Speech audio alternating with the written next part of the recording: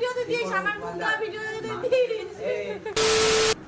নিয়েছি মিষ্টি আর দই আর আম কাঁঠাল কলা, এগুলো কই ইয়ে চললাম। এই জামাই নেওয়ার কথা আমি নিচ্ছি।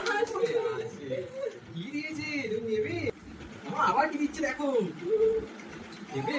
হ্যাঁ? কি দিয়েছে আমাদেরকে?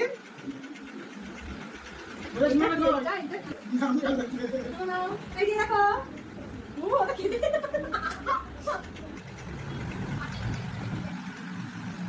বাটা হেভি করে শরীর বন্ধ করছে। কি? কালা মিষ্টি ভালো সব শরীর বন্ধ করে। আমি এই দোকান থেকে এনেছি হেভি খেতে।